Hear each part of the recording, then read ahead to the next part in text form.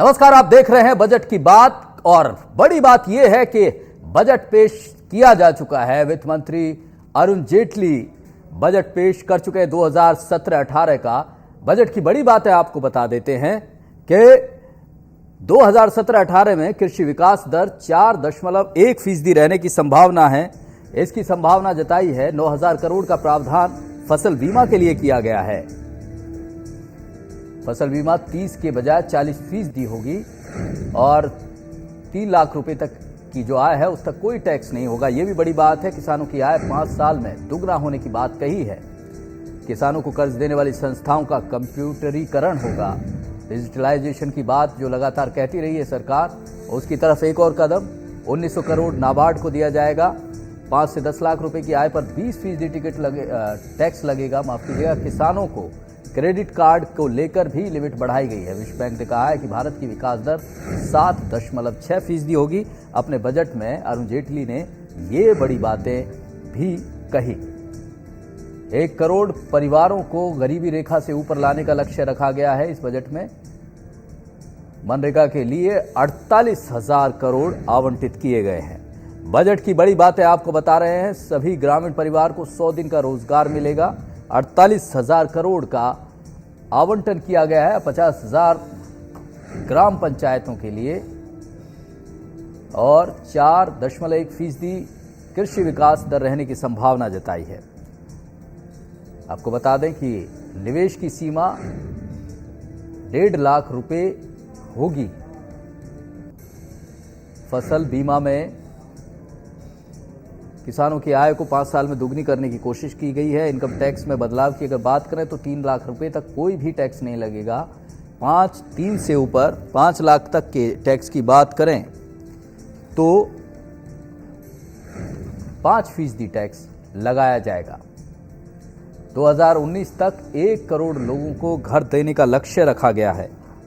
ग्राम ज्योति योजना के लिए 814 करोड़ रुपए का आवंटन किया गया है। गांव में प्रतिदिन 133 किलोमीटर सड़कें रोज बन रही हैं। इस लक्ष्य को बढ़ाने की बात कही गई है। रेलवे को 1,31,000 करोड़ रुपए का बजट एलोकेट किया गया है। 60,000 स्टेशनों को सोलर एनर्जी से चलाने की बात कही गई है। इसके अलावा आपको बता दें कि खास गरीब किसान के लिए, इस वर्ग के लिए सरकार की तरफ से ये बात कही है कि गांव के विकास और उसके बुनियादी ढांचे को सुधारने के लिए जोर दिया जाएगा। नए घरों को 2019 तक 1 करोड़ घर देने का लक्ष्य है। डेयरी विकास के लिए 8,000 करोड़, बुजुर्ग के लिए LIC पेंशन योजना, हाईवे विकास के लिए 64,000 करोड़ और बुनियादी ढांचे के लिए लगभग 4 लाख करोड़ रुपए का आवंटन किया गया है। जी,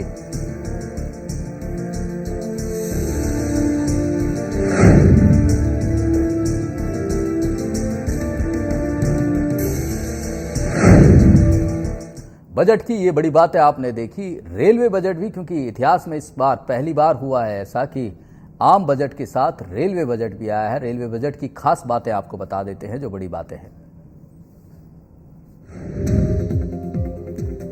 जी हां, रेलवे के लिए 1,31,000 करोड़ आवंटित किए गए हैं। राष्ट्रीय रेल सुरक्षा कोष बनाया जाएगा। रेलवे बजट की बड़ी बात आपको बता रहे हैं। सोलर एनर्जी से चलने वाले 60,000 स्टेशन होंगे और सभी कोचेज में 2019 तक बायो टॉयलेट की व्यवस्था की जाएगी। पर्यटन और तीर्थ स्थान के लिए नई ट्रेनें चलाने की बात कही गई है। 2020 तक चौकीदार वाले फाटक खत्म कर दिए जाएंगे। बड़ी बातें इस बजट में, रेल बजट में खासतौर से 5 साल के लिए रेलवे सेफ्टी पर ज्यादा ध्यान देने की बात कही गई है। विकास के लिए 25 स्टेशनों का चयन किया गया है। ई-टिकट पर कोई चार्ज नहीं होगा, सर्विस चार्ज नहीं होगा। 500 किलोमीटर नई पटरी बिछाने का टारगेट लिया गया है।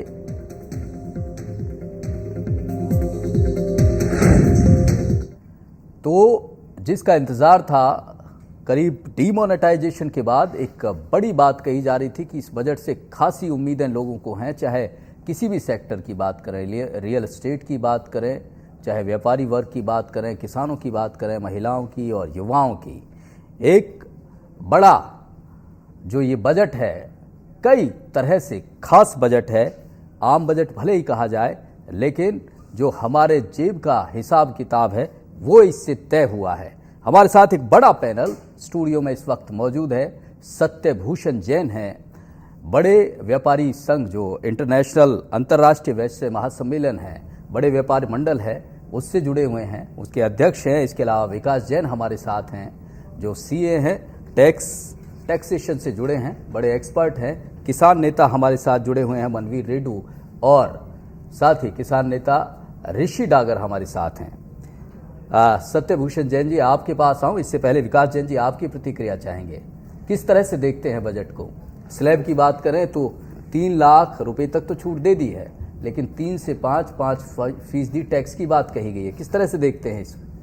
इन शॉर्ट बजट अगर मैं समअप करूं तो काफ़ी पाथ ब्रेकिंग बजट है। फाइनेंस मिनिस्टर जी ने काफ़ी सिंपल रखा है, बट जो इफेक्टिव चेंजेस उन्होंने किए हैं, अगर एक इंडिविजुअल के पर्सपेक्टिव से सोचे तो इनकम टैक्स में उन्होंने पहले जो 2.5 लाख तक की जो एग्जेम्पशन लिमिट थी उसको बढ़ा के उन्होंने 3 लाख कर दिया, और 3 लाख से 5 लाख तक पहले जो 10% इफेक्टिव टैक्स लगता था उसको भी उन्होंने 50% कम कर दिया है। सो एक इंडिविजुअल भले ही वो सैलरीड क्लास हो, उसकी in hand at least income, finance minister ने कुछ एटलीस्ट उनके हाथों में इनकम बढ़ी है। सो डीमोनेटाइजेशन में उनको जो भी तकलीफ हुई है, एटलीस्ट फाइनेंस मिनिस्टर ने एक जेस्चर के हिसाब से उनको कंपेंसेट करने की चाह रखी है जी। इसके अलावा देश की इकोनॉमी में एटलीस्ट टैक्स का कंट्रीब्यूशन बराबर हो, उस चीज़ को ख्याल में रखते हुए सरकार ने ये भी एंश्योर किया हुआ है कि जो ज़्यादा कमा रहा है उसे एटलीस्ट टैक्स भी ज़्यादा भरना चाहिए। तो इफेक्टिवली उन्होंने सरचार्ज भी काफ़ी बढ़ा दिया है। 50 लाख से 1 करोड़ की जिसकी इनकम है, उन्होंने इस बार फर्स्ट टाइम सरचार्ज को 10% इंक्रीज कर दिया है जी। तो एक बड़ी राहत देने की कोशिश की गई है। जैन साहब बता रहे हैं विकास जी कि जो टैक्स स्लैब में जिस तरह से छूट मिली है वो लोगों का मनोबल बढ़ाएगी, और टैक्स जो व्यवस्था है उसमें एक पाथ ब्रेकिंग ये बात कह रहे हैं। For farmers, absolutely nothing. Basic misunderstanding of what NAREGA is. So no, we were expecting some fireworks. We got a bit of a damp squib. So what about demonetization? They're giving some numbers.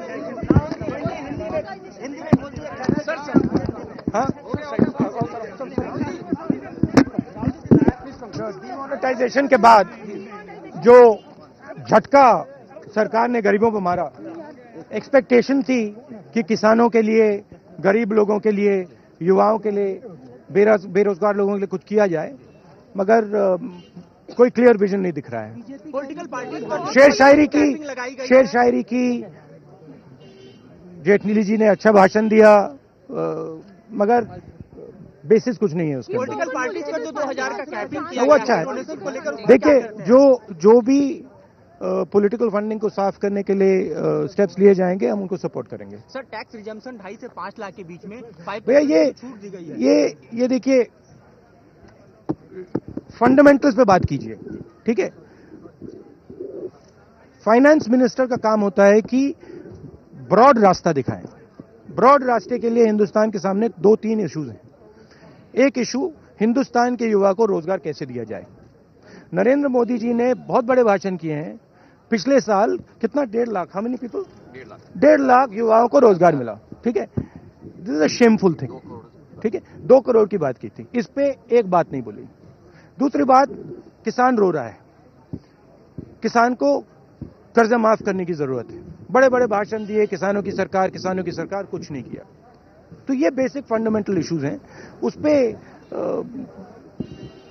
कोई गहरी चीज नहीं बोली। चुनाव के ठीक पहले जिस तरह से इस बजट को पेश किया गया है, वो तो देखिए भैया, वो तो है, वो चाहते थे कि बजट से इम्पैक्ट लगे, कुछ लगा, इम्पैक्ट तो नहीं लगा मुझे। अगर इसकी अपॉर्चुनिटी उठानी थी तो कुछ बड़ी चीज अनाउंस करनी थी, किसानों के लिए कुछ अनाउंस करना था, उनका भी फायदा हो जाता। बजट को जो मर्जर किया गया रेल बजट को, क्या कहना ऐसा होगा कि रेल बजट और आम बजट को एक साथ पेश किया गया? फिर से देखिए एक रेलवे बजट के बारे में शुरुआत में पहली स्पीच में नरेंद्र मोदी जी ने कहा, लंबा भाषण दिया, बुलेट ट्रेन की बात की और बुलेट ट्रेन का विजन दिया। ठीक है, बुलेट ट्रेन आई नहीं आई। रेलवे में फंडामेंटल प्रॉब्लम क्या है? सेफ्टी का प्रॉब्लम है। अब आप देखिए आज क्या हो रहा है, सेफ्टी रिकॉर्ड इस सरकार का रेलवेज में सबसे खराब है। उसके बारे में कुछ बोला बस। He spoke a lot on demonetization, Rahul, he said a lot on demonetization. Rahul Gandhi लगातार जिस तरह से उन्होंने कहा कि बजट निराशाजनक रहा है, युवाओं को रोजगार की उम्मीद थी, वो कोई उम्मीद नजर न आई। इसके अलावा रेलवे बजट पर उन्होंने कहा कि सबसे बड़ी बात जो सेफ्टी का मुद्दा है, ये बुलेट ट्रेन चलाने की तो बात मोदी जी करते हैं, लेकिन सेफ्टी का ऐसा मुद्दा है जिस पर ध्यान नहीं दिया गया है, उस पर कोई बात ही बजट में दिखाई नहीं दी। हमारे साथ एक खास पैनल लगातार मौजूद है, इंटरनेशनल वैश्य फेडरेशन के अध्यक्ष हैं सत्यभूषण जैन, वो भी हमारे साथ जुड़े हुए हैं। जी, तो इससे पहले कि उनकी प्रतिक्रिया लें, आपको बता देते हैं बजट की बड़ी बातें। किसानों को क्रेडिट के लिए 10 लाख करोड़ का प्रावधान किया गया है, लेकिन राहुल गांधी का कहना है कि किसानों के लिए बजट में कुछ है ही नहीं। दूसरी बड़ी बात, रेलवे की बात कही है, 1,31,000 करोड़ का प्रावधान रखा गया है, लेकिन राहुल गांधी का कहना है कि सेफ्टी पर तो बिल्कुल भी ध्यान नहीं है, बुलेट ट्रेन चलाने की बात बेमानी है। ऐसे में उन्होंने युवाओं को लेकर जो रोजगार की बात कही जा रही थी, उस पर भी निशाना साधते हुए कहा कि जो वित्त मंत्री और जो सरकार से उम्मीद थी कि बजट में युवाओं के रोजगार के लिए कुछ होगा, वो स्थिति भी नहीं दिखाई दी। पूरी तरह से निराशाजनक बजट को बताया है। फसल बीमा में 30 से 40% का प्रावधान रखा गया है। किसानों की आय 5 साल में दोगुनी करने की कोशिश की जाएगी। इसके लिए वित्त मंत्री की तरफ से बजट में कई सारे प्रावधान किए गए हैं। डेयरी विकास के लिए 8,000 करोड़ की घोषणा की गई और 50,000 ग्राम पंचायतों के लिए अंत्योदय मिशन से जोड़ने की बात कही गई है। प्रत्येक ग्रामीण परिवार को 100 दिन का रोजगार, मनरेगा के लिए 48,000 करोड़ आवंटित किए गए हैं। ये बड़ी बातें हम लगातार आपको बता रहे हैं और एक्सपर्ट्स के नज़रिए से क्या कुछ है बजट हम लोगों के लिए, आम लोगों के लिए, ये लगातार आप तक पहुंचाने की हम कोशिश कर रहे हैं। भरत भूषण शर्मा, माफ कीजिएगा, भरत भूषण जैन, जो बड़े व्यापार संगठन के अध्यक्ष हैं। जैन साहब, जानना चाहेंगे आपसे किस तरह से देखते हैं पूरे बजट को? बजट में जो प्रावधान किए इन्होंने, इनकम टैक्स का जो स्लैब 2.5 लाख से 3 लाख किया है, इसकी हमें ज्यादा की उम्मीद थी जी व्यापारी वर्ग को कि 5 लाख तक का इनको करना चाहिए था। और इतना भी तो फंड्स की गवर्नमेंट पे कोई कमी नहीं है इतना जो, और अभी जो छोटे व्यापारी को जो है ना ज्यादा सुविधा नहीं दी। वैसे जो 5 लाख से 10 लाख तक इन्होंने 20% किया है, वो पहले 30% था, तो उसमें थोड़ा सा फर्क पड़ा है। पर अगर इनकम टैक्स में लोगों को थोड़ी उम्मीद थी ज्यादा देने की, और कंपनी लॉ में जो इन्होंने 25% किया 50 करोड़ तक की टर्नओवर पे, वो 30 से 25%, वो उससे थोड़ा कम, जो कंपनियां जो छोटे जो मिनिमम जो है एसएमई जो है उनको थोड़ा फायदा होगा जी। बाकी जो रेलवे का है बजट वो बड़ा अच्छा दिया इन्होंने, क्योंकि रेलवे में जो इन्होंने 25 स्टेशन को डेवलप करने की बात कही है कि हम इसको वो बनाएंगे और जो टिकटें उससे कराएगा, उसकी उस पर कोई सरचार्ज नहीं लगेगा। ये बहुत अच्छा प्रोविजन है। और जो राहुल जी ने बोला कि भाई बुलेट ट्रेन की बात, तो बुलेट ट्रेन कोई आसान काम नहीं है, पर अभी ठीक है, उन्होंने इस बार बजट में बुलेट के बारे में कुछ नहीं बोला। लास्ट ईयर था कि भाई बुलेट ट्रेन आएगी बॉम्बे से अहमदाबाद, तो मेरे ख्याल इस बार इस बारे में कुछ नहीं बोला। बाकी ओवरऑल बजट जो है ना, मतलब मेरे को तो ये है कि हमारे व्यापारियों की तो सोच थी कि इनकम टैक्स का जो स्लैब है वो हमारे 5 लाख तक फ्री होना था, क्योंकि आज और जो घरों की बात इन्होंने कही है, घर के अंदर जो अफोर्डेबल हाउसेज का 30 मीटर से 60 मीटर कुछ, वो मैं अभी पूरा सुन नहीं पाया, वो कुछ इन्होंने स्कीम दी है, वो अच्छी स्कीम है वैसे वो, कि कारपेट एरिया 30 मीटर और 60 मीटर कुछ उन्होंने बोला, वो उससे बहुत फायदा होगा। मेन उन्होंने बोला कि जो 1 साल तक घर खाली रहेगा उसका वो इंटरेस्ट, मतलब उसका रेंटल इनकम में जुड़ जाएगा, उससे भी काफी फर्क पड़ेगा। जो इसमें हाउसेज जो बंद पड़े हैं, बन के तैयार पड़े हैं, और उसका कोई भी, तो अगर उस पर कुछ भी रेंटल इनकम उसको जोड़ते हैं तो उससे टैक्स को बेनिफिट तो होगा ही। और जो खाली पड़े हाउसेज हैं तो वो, मतलब अभी बहुत सारी जगह ऐसी हैं कि जो फ्लैट बने पड़े हैं वहां पर कोई है ही नहीं, तो वो जो क्या बोलते हैं रियल एस्टेट सेक्टर को मदद मिलेगी इस हाँ साल जी, में। हाँ जी, हाँ जी। जैन साहब, विकास जी आपके पास आऊं, जिस तरह से स्थिति बताई है सत्यभूषण जैन जी ने, कि एक निराशा हाथ लगी कि व्यापारी वर्ग ये सोच रहा था कि 5 लाख तक का कम से कम छूट ये वित्त मंत्री जी देंगे, ऐसी स्थिति नहीं बन पाई है। कितना फर्क पड़ता है उससे? अगर ऐसी स्थिति बनती कि जो व्यापारियों की एक्सपेक्टेशन है उसको वित्त मंत्री ध्यान देते, 5 लाख तक की छूट मिलती, तो कितना प्रभाव पड़ता? जैसे 2.5 लाख से 5 लाख एक सब्सटेंशियल जंप की एक्सपेक्टेशन थी, भले ही वो व्यापारिक कक्ष हो या कोई भी अलग कक्ष हो, बट ये एक ग्रेजुअल प्रोग्रेशन होता है कि सरकार को अपनी रेवेन्यू स्ट्रीम भी देखनी जरूरी होती है, इसलिए उन्होंने अब 2.5 लाख से 3 लाख किया। बट इफेक्टिवली आप देखोगे कि 3 से 5 में भी उन्होंने 50% टैक्स रिड्यूस किया है। सो ओवरऑल इम्पैक्ट देखेंगे, और इसके अलावा जो इनडायरेक्ट जो बेनिफिट्स है, ठीक है, एक तो इन हैंड आपके पास क्या आया वो एक है, दूसरे पर्सपेक्टिव से आप देखोगे कि अगर वो एसएमई की आप जो बात कर रहे हैं, तो एसएमई में 5% टैक्स को रिड्यूस करना, जो पहले एसएमई 50 करोड़ के टर्नओवर पे अब 30% से 25% टैक्स रेट करना, अपने आप में इफेक्टिवली 25% टैक्स लायबिलिटी का रिडक्शन है। सो वो अगर ओवरऑल इम्पैक्ट देखेंगे ऑर्गेनाइजेशन पर्सपेक्टिव से या एसएमई पर्सपेक्टिव से, तो ये साइजेबल अमाउंट होता है जी। तो इस तरह की स्थिति है, आप मानते हैं कि ये जो भी कदम है सरकार की तरफ से सही रहा है? किसानों की बात कर लेते हैं। मनवीर हमारे साथ मौजूद हैं, राधेश्याम हैं, भारतीय किसान यूनियन से काफ़ी लंबे समय तक जुड़े रहे। राधेश्याम जी, आपसे जानना चाहेंगे, इन्होंने कहा है कि 5 साल में दोगुनी कर देंगे जो किसान की इनकम है, ये लक्ष्य रखा गया, कैसे देखते हैं आप राधेश्याम जी? देखिए सर, ऐसा है, इसमें जो भी सरकार आई, चाहे कांग्रेस की रही चाहे बीजेपी की रही, इसमें आज तक कोई सुधार नहीं है। किसान जो है गरीब होता जा रहा है, बजट बढ़ता जा रहा है। किसान का देखिए समर्थन मूल्य आज तक नहीं हुआ। नंबर 2, जो स्वामीनाथन रिपोर्ट थी आजकल किसानों की लागू नहीं हुई। तो ये जो 5 लाख डबल बता रहे हैं भाई हम जो है 5 साल में दोगुनी कर देंगे, दोगुनी नहीं है। किसान तो जमीनहीन होता जा रहा है, उसकी ज़मीन कौड़ियों में लूटी जा रही है।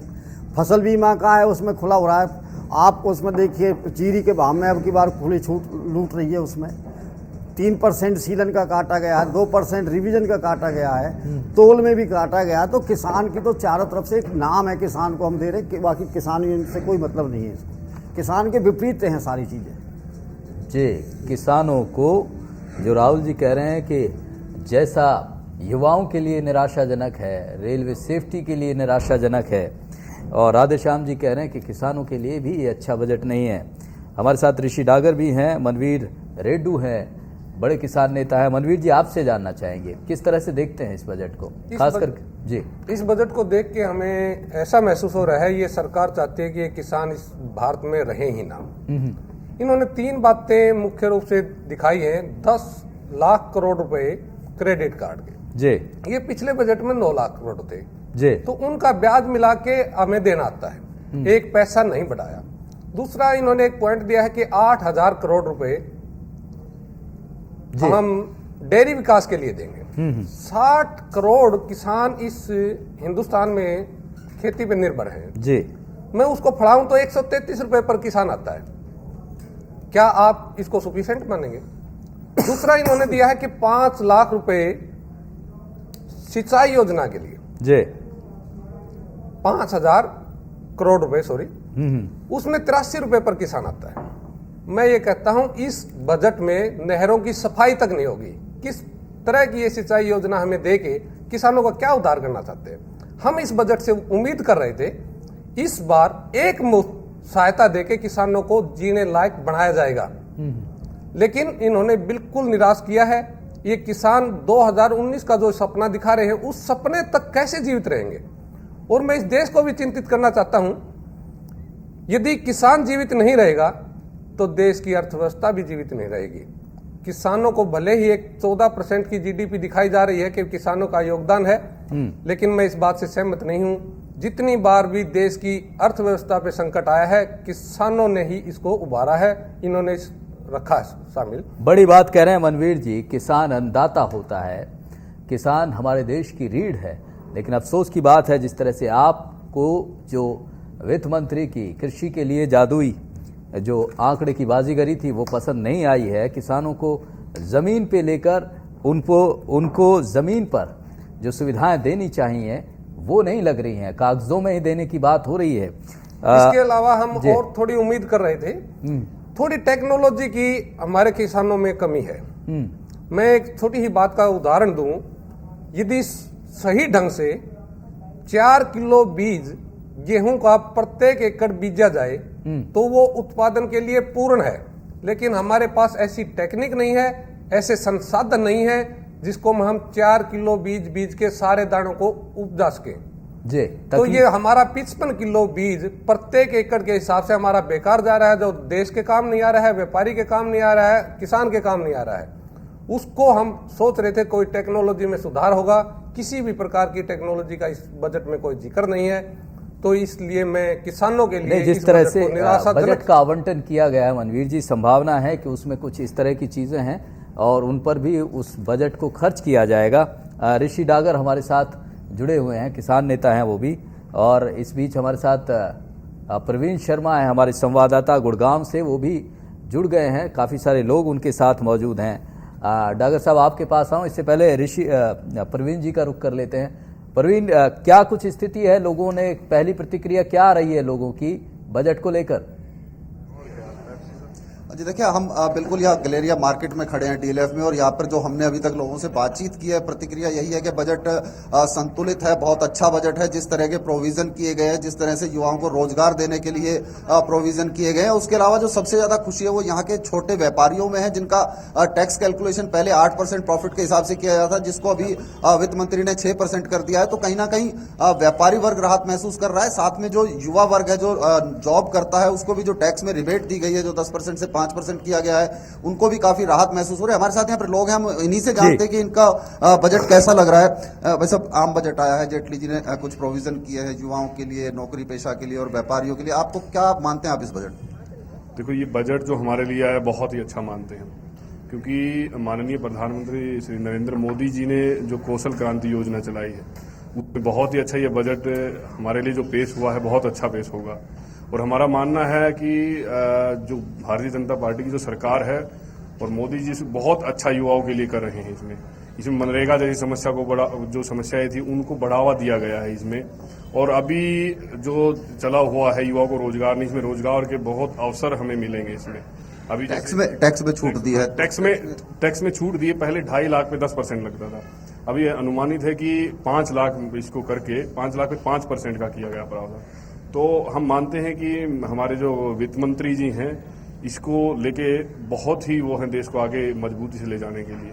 आप काम करते हैं, जिस तरह का बजट आया है, आपको क्या लगता है बजट आम जनता के हित में है, मध्यम वर्ग को सोच के बनाया गया? हाँ, बहुत हित में है, ये मध्यम वर्ग को सोच के बनाया गया है और टैक्स में बहुत बेनिफिट दिया गया है। तो हम उम्मीद करते हैं कि आगे बहुत अच्छे रिजल्ट निकलेंगे इससे। देखिए, बिल्कुल लोगों का मानना है कि अच्छा बजट बनाया गया है और आगे भी उम्मीद कर रहे हैं कहीं ना कहीं इससे लोगों को फायदा मिलेगा। जी चलिए, बहुत शुक्रिया हमसे जुड़ने के लिए प्रवीण शर्मा आपका। लोगों की जो पहली प्रतिक्रिया आ रही है, अभी बजट की शायद पूरी बातें वो नहीं जान पाए हैं, लेकिन टैक्स स्लैब को लेकर लोग काफ़ी उत्साहित हैं।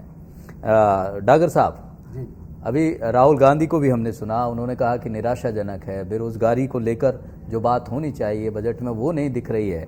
आप किसान नेता भी हैं और सामाजिक कार्यकर्ता भी रहे हैं, कई तरह के जो युवाओं से जुड़े हुए जो मुद्दे हैं उनको उठाया है। क्या स्थिति देखते हैं? सच में राहुल गांधी वाली जो बात है वो बजट में नहीं है, खासकर युवाओं के लिए? नहीं, युवाओं को तो आप युवाओं के लिए भी कुछ नहीं है इसमें, नई नौकरियों के लिए कुछ नहीं है, और बजट में किसानों के लिए तो मायूसी है जी। किसान जो आत्महत्या कर रहे हैं वो नहीं रुकेगी। जिस हिसाब से जब तक स्वामीनाथन आयोग लागू नहीं करेंगे। किसानों की बात प्रधानमंत्री जी 2014 से पहले हर भाषण में किसानों की बात करते थे। आज किसानों की कोई बात नहीं है।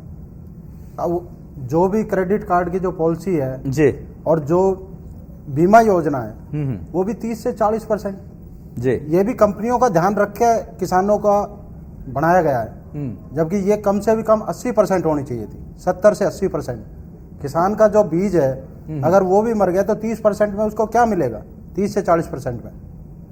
तो ये जो बड़ी बात आप कह रहे हैं, किसान हितैषी ठगा हुआ होने का महसूस दावा कर रहा है कर रही देश का। सरकार दरअसल किसानों की उम्मीदों पर खरा नहीं उतरी है, ये ऋषि डागर कह रहे हैं।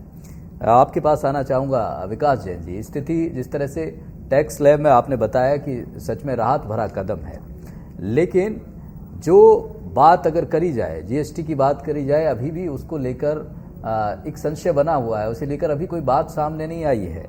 जीएसटी को लेकर लगातार ये बात हो रही थी कि जुलाई में आएगा, इससे पहले भी कई सारी बातें हुई कि तो क्या स्थिति है बजट में जीएसटी को लेकर, खासकर उम्मीदों की बात करें। हालांकि जीएसटी को लेकर क्या कुछ कहा है ये आपको बताएंगे, आ जाएगा, लेकिन जैन साहब यही बात जानना चाहेंगे कि जो ये संशय है कहीं ना कहीं बिजनेसमैन में एक दिक्कत, एक परेशानी का सबब है।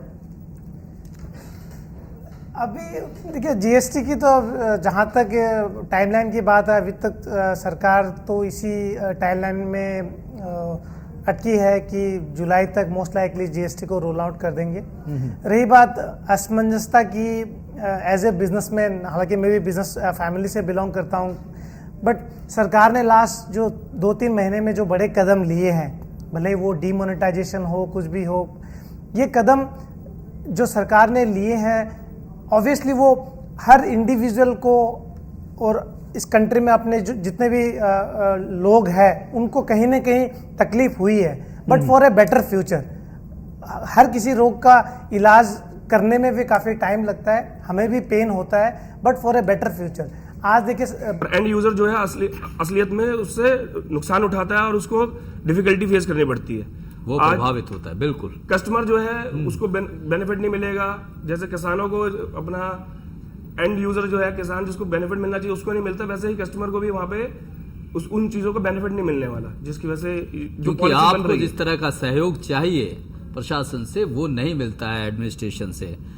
विकास जी, आप बेहद उत्साहित हैं बजट को लेके, लेकिन बात लगातार वही उठती है कि सरकार की, चलो भले मान लीजिए कि मंशा सही है कि अच्छा करना है, देश को बदलना है, सभी वर्गों का ख्याल रखना है, लेकिन जो एग्जीक्यूशन है, जो इंफ्रास्ट्रक्चर या जिस तरह के अधिकारी वो चाहिए, वो स्थिति, उस पर तो सरकार की तरफ से काम ही नहीं किया जाता है। तो ऐसे में चाहे आप कितने भी बड़े बड़े प्रावधान कर लो, कितनी भी बड़ी बड़ी बातें कह लो, वो जब तक जमीन पे नहीं आएंगी तब तक इनका फायदा क्या है? विकास जी। सुंदर जी, रही बात प्रावधानों की, अगर हमें कुछ आगे कुछ बड़ा करना है तो ऑब्वियसली प्लानिंग तो अभी करनी पड़ेगी। हम अगर एक्सपेक्ट करें कि सरकार 2 साल में, 2.5 साल में एक सोने की चिड़िया वाला हिंदुस्तान बना देगा, वो एक्सपेक्टेशन अनरियलिस्टिक होगी सरकार के लिए। जो सरकार का इंटेंट है, भले ही वो हर वर्ग के लोगों के लिए कुछ न कुछ इस बजट में भी उन्होंने सरकार ने किया है। हाँ, रही बात एग्जीक्यूशंस की, तो वो आने वाला टाइम बताएगा कि सरकार उन मापदंडों में कितना खरा उतरती है। अब सीनियर सिटीजन की भी बात ले लीजिए, इस बार फर्स्ट टाइम सरकार ने सीनियर सिटीजन के लिए आधार में उनके हेल्थ की सारी इंफॉर्मेशन कैप्चर करके उन्हें स्मार्ट कार्ड देने की प्लानिंग कर रहे हैं। तो एक छोटी सी पहल है, बट आप सोचिए इस कंट्री में जहां आप हैरान होंगे सुंदर जी, इस कंट्री में 45,000 करोड़ रुपए प्रोविडेंट फंड में ऐसे पड़े हुए हैं जिसका कोई क्लेमेंट नहीं है। 45,000 करोड़ रुपए बहुत बड़ा अमाउंट होता है, बट ठीक है, सरकार कहीं ना कहीं उस अमाउंट को, उसके ब्याज को सीनियर सिटीजन के हेल्थ के ऊपर भी यूज करने की प्लानिंग कर रही है। तो वो चीजें इंटेंट है, over a period of time time लगेगा। मैं काफी बुलिश हूँ सरकार की नीतियों से, बट हाँ, हमें सरकार को टाइम तो देना पड़ेगा। वक्त लगता है अच्छी चीजों में। डागर साहब, आप क्यों नहीं इत्तेफाक रखते हैं? आप लगातार सरकार की आलोचना कर रहे हैं कि ना तो किसानों की देखभाल की चिंता है, किसानों के हितों की चिंता है, और ना ही कोई युवाओं के लिए कोई रोजगार की उम्मीद दिखाई दे रही है? समय लगता है चीज़ों में। देखो, मैं प्रधानमंत्री मोदी जी से एक ही रिक्वेस्ट करता हूँ कि 2000 इलेक्शन से पहले किसानों की, प्रधानमंत्री जी एक बात कहते थे कि किसान देश की रीढ़ की हड्डी है। और जो आज बात हो रही है किसानों के लिए, उसमें आप ये बताओ कि किसान को जब कर्जा सस्ता नहीं मिलेगा तो किसान कहाँ से अपने बच्चे पालेगा? जो आत्महत्याएं हो रही है, सबसे पहले तो देश को आत्महत्या जो किसान कर रहे हैं उसके ऊपर ध्यान देने की जरूरत है कि महाराष्ट्र में कितनी आत्महत्या हुई है। जो किसान मर रहा है, जब तक उसको कर्ज सस्ता नहीं मिलेगा किसान को, और किसान की जो फसल है वो डायरेक्ट कंज्यूमर तक जाए, तभी उसको बेनिफिट होगा। और मैं दोबारा प्रधानमंत्री जी से कहूँगा कि मन की बात में कभी किसानों की भी मन से बात किया करें। मन की बात में प्रधानमंत्री जी बहुत अच्छे हैं, मन की बात करते हैं, लेकिन किसानों से भी मन की बात करो। कभी किसानों से भी मन की बात करो। राधेश्याम जी भारतीय किसान यूनियन के सदस्य हैं। राधेश्याम जी, ये स्थिति दिखाई देती है कि जो कर्ज है कम ब्याज दर पे दिया जाए, या ऐसी स्थिति पैदा की जाए कि कर्ज की ज़रूरत ही नहीं पड़े, इस तरह से इनकम हो कि किसान के पास खुद उसकी फसल का ऐसा दाम मिले कि वो अपने आप में अपने दम पे मजबूत हो जाए। सर, इसमें ऐसा है कि एक तो मेरे जो सज्जन सभी बैठे हैं, मैं एक रिक्वेस्ट करूंगा, एक आज तक जितनी भी सरकारें रही हैं, इन सरकारों के पीछे 2 चैनल होते हैं। सरकार नहीं होती, सरकार का एक चैनल जैसे टीवी रिमोट से चलता है, ऐसे सरकार भी रिमोट से चलती है। कोई भी सरकार आएगी, किसी ना किसी बड़े पूंजीपति का उस पर हाथ होता है। वर्तमान सरकार अब ये देखिए, एक तरफ किसान आत्महत्या कर रहा है, उसकी जमीनें सीलिंग की जा रही है, पंचायतों की जमीन छीनी जा रही है, और दूसरी तरफ 4300 एकड़ जमीन बाबा रामदेव ने हमारे हरियाणा में अकेले ले ली, उस पर कोई नहीं है। किसान कोई लेता है तो 20 इंक्वायरी होती है। नंबर 2, मेरे व्यापारी सज्जन बैठे हैं, ये शाम को 10 लाख रुपया बैंक में जमा करने के, सुबह इनकी मर्सिडीज घर पे आ जाएगी 10% में। किसान ट्रैक्टर के जाए, बीडीओ से एनओसी ले, सोसाइटी से एनओसी ले, 40 बैंकों से उसको एनओसी लेनी होती है। उसके बाद भी सर्कल रेट के हिसाब से ट्रैक्टर 10 लाख का है तो उसे 3 एकड़ जमीन पर सर्कल रेट के हिसाब से 24 लाख की जो जमीन गिरवी रखनी पड़ती है।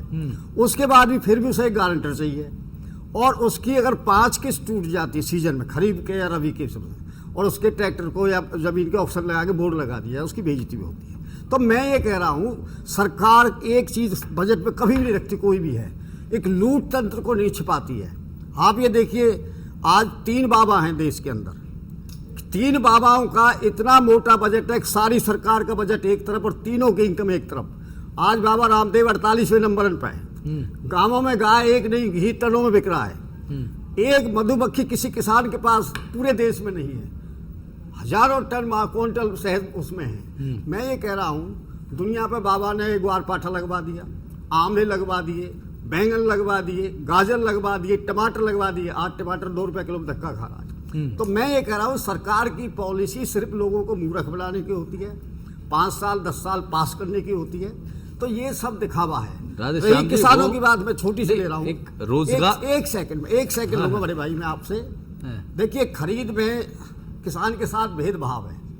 ये जो इंश्योरेंस है, इंश्योरेंस 30 से 40% है। आधे किसानों का पैसा कट भी गया है, 30% में तो उसकी जुताई की भरपाई नहीं होती। तो ये कम से कम 80% और 90% इन्हें करनी चाहिए। दूसरे, किसान को उस पॉलिसी का कार्ड मिलना चाहिए। तो ये कई चीज़ है। नंबर 2, ट्यूबवेल, ट्रैक्टर, इंजन और ये, इन पर 7% एक्स्ट्रा चार्ज लिया जाता है। बैंक वाले सर्विस टैक्स डाल देते हैं, जो पता भी नहीं लगता किसान को, क्योंकि और खाद बीज, इसमें मनमानी, जब आप सोसाइटी से खाद लोगे तो वो मनमानी दुकान पर भेजेगा आपको। तो ये क्या है, एक सरकार ने कैंची दे रखी है जेब कतरों के हाथ में। वहाँ किसान कटता है, आड़त पे कटता है, मंडी में कटता है, और सेंटर पे भी कटता है, तोल में भी कटता है। तो जब, क्योंकि किसानों में थोड़ी एकता नहीं है, किसान राजनीतिक नहीं रहा, राजनीतिकों के चमचे में करके हो गया। उसके कारण 80% किसान आज दुखी है, क्योंकि 20% किसान नेता है। बहुत बड़ी बात कही है राधेश्याम जी। हम इत्तेफाक रखते हैं आपकी बात से कि जिस तरह की स्थिति कही जाती है कागजों में, भाषणों में, पेपरों में, वो जमीन पे नहीं है, कदम कदम पे। बात मैं क्लियर करना चाहूंगा जी हाँ, सरकार की तरफ से यही कहा जा रहा है कि अर्थतंत्र को मजबूती देने वाला ये बजट है, लेकिन हमारे साथ जो स्टूडियो में विशेषज्ञ बैठे हैं उनकी मिली जुली राय है। खासकर किसानों को मजबूती देने की बात प्रधानमंत्री ने भले ही कहा हो और बजट में कई प्रावधान रखे गए हों, लेकिन किसान नेता इससे खुश नहीं है। लगातार एक बड़ा पैनल हमारे साथ मौजूद है। हमारे साथ उमंग तिवारी होटल व्यवसायी हैं, वो जुड़े हुए हैं। राधेश्याम जी हैं, भारतीय किसान यूनियन से जुड़े हुए हैं। इसके अलावा ऋषि डागर हैं, किसान नेता रहे हैं। और मनवीर रेड्डू हैं, किसान नेता वो भी हैं। किसानों के लिए बड़ा काम उन्होंने कृषि से जुड़े हुए जगत से किया है। लगातार नई तकनीकी कैसे कृषि क्षेत्र में आए, इस पर वो बड़ा काम करते रहे कई वर्षों से। हमारे साथ सत्य प्रकाश जैन हैं, बड़े व्यवसायी हैं और वैश्य इंटरनेशनल फेडरेशन के अध्यक्ष भी हैं। आपके पास आना चाहूँगा एक छोटी प्रतिक्रिया विकास जैन जी आपसे कि ओवरऑल हम देख लें, सभी वर्गों की बात मोदी जी कह रहे हैं कि सभी का ख्याल रखा गया है। एक हमारे दर्शकों के लिए एक संक्षेप में ये समझाइए कि बजट सभी वर्गों के लिए जो मोदी जी कह रहे हैं वही है या कुछ और, आपके शब्दों में। नहीं, ओवरऑल अरुण जेटली जी ने भी जब अपना भाषण स्टार्ट किया था उन्होंने 10 अलग अलग पॉइंटर प्रपोज किए थे। उन्होंने यूथ के लिए, फार्मर के लिए, इंडस्ट्रियल डेवलपमेंट, एसएमईज के लिए, सीनियर सिटीजन्स के लिए, तो इस पूरे बजट में उन्होंने लार्जली जहां तक हो सके हर वर्गों का कुछ न कुछ ख्याल रखा है और इस हिसाब से उन्होंने चेंजेस किए हैं कि जिसका लॉन्ग टर्म इम्पैक्ट आने वाले टाइम में हमें काफ़ी पॉजिटिव दिखाई देगा। चेंजेस का इम्पैक्ट है वो दिखाई देगा। विकास जैन जी, बड़े ही उम्मीद है उनको कि उम्मीदों भरा बजट है और हमें जल्दबाजी नहीं करनी चाहिए। जो भी कदम उठाए गए हैं उनका ज़मीन पर असर ज़रूर आएगा। मनवीर जी, आप कुछ कहना चाह रहे हैं? हाँ जी, मैं राधेश्याम जी की बात को थोड़ा और पूरा करूंगा। हर बार जब भी बजट पेश किया जाता है तो लास्ट में यही कहा जाता है किसानों के लिए खोला पिटारा, किसानों को दी सब्सिडी। हर बार किसान को सब्सिडी के नाम पे बदनाम किया जाता है। इसका मैं एक उदाहरण देना चाहता हूँ। किसान को 14.5% ब्याज पे ट्रैक्टर मिलता है। यदि कोई आदमी देश में इस बात को झूठी साबित करता हो तो मैं बैठा हूँ। 6.25% पे कार मिलती है। कार कौन लोग लेते हैं और ट्रैक्टर कौन लोग लेते हैं, इस बात से सिद्ध होता है कि सब्सिडी कहाँ जाती है और बदनाम किसे किया जाता है। यही बात मैं देश के सामने रखना चाहता था। और जी, मनवीर रेड्डू ने बड़ी बात इन्होंने कही है कि किसानों के हितैषी होने की बात कहना और उसको जमीन पर करना, उसमें इतना बड़ा फर्क है जितना फर्क है कार पे लोन लेना और ट्रैक्टर पे लोन लेना। बड़ा फर्क है, आधे से ज़्यादा फर्क बताया इन्होंने। सत्य प्रकाश जैन जी, आपसे आखिरी प्रतिक्रिया चाहेंगे कि बजट को किस तरह से देखते हैं? गांव की भी बात की गई है, बिजनेसमैन की भी बात की है, सैलरीड की भी बात की है, रेलवे इंफ्रास्ट्रक्चर को बढ़ाने की भी बात कही है। किस तरह से देखते हैं ओवरऑल पूरे बजट को? नहीं, बजट बहुत अच्छा है, बस हम तो इम्प्लीमेंटेशन चाहते हैं जी। मतलब ये मैं आपको यही कहना चाहता हूँ कि बजट में कोई कमी नहीं है। रेलवे में भी बहुत अच्छे सुधार हो रहे हैं और जैसे जो टैक्स भी कम किया है और जो एसएमई पे जो इन्होंने किया वो बहुत बढ़िया किया है कि उसकी उम्मीद भी थी कि 50 करोड़ तक जो भी एसएमई, जो बात ये किसान जो कह रहे हैं बिल्कुल, जैसे ट्रैक्टर पे इनको ब्याज ज्यादा है तो इनको कम करना चाहिए, क्योंकि किसान ही हमारी मूल है। जो इन्होंने बात कही कि किसान ही सबसे बड़ा साइंटिस्ट है। खेती तो वही कर रहा है, खाना तो मुनी से खा रहे हैं। तो मैं तो ये कहूँगा कि जो भी है ना, बजट बहुत अच्छा है, मोदी जी की भावना अच्छी है, पर इसको इम्प्लीमेंटेशन, जैसे नोट बंद हुए, हम जो टीवी में देखते थे कि 100 करोड़ रुपए वहाँ कैश मिल गए, नए नोट, उग्रवादियों के पास 2000 के नोट मिल गए, तो वो थोड़ा सा, वो भी मोदी जी बेचारे क्या करें, क्योंकि जो ढल रहा है आहिस्ता आहिस्ता चेंज होगा। जी, वही बात आ रही है लगातार कि थोड़ा सा वक्त और दिया जाए। बस सिस्टम में जो चेंज बड़ा लाना है तो थोड़ा सा वक्त तो लगता ही है। आखिरी प्रतिक्रिया डागर साहब आपसे, बजट को कैसे देखते हैं पूरी तरह से? मैं एक नई चीज़ बताना चाहता हूँ आपको। जैसे किसान है, किसान के पास कोई आमदनी का जरिया नहीं है, उसके पास खेती है। सपोज करो वो अपनी एग्रीकल्चर लैंड के ऊपर कोई लोन लेके अपने बच्चे के कोई दुकान कराना चाहता है या कोई भी काम कराना चाहता है, तो कोई बैंक एग्रीकल्चर पे लोन ही नहीं देता।